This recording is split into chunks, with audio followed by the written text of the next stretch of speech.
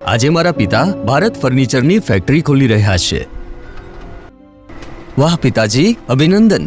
બેટા, અભિનંદન મને નહીં, પ્રધાનમંત્રીજીને આપો, જેઓએ સ્ટેન્ડ અપ ઇન્ડિયા જેવી યોજના શરૂ કરીને આપણા જેવા વંચિતોને ઊભા કર્યા છે, આપણને માન આપ્યું છે.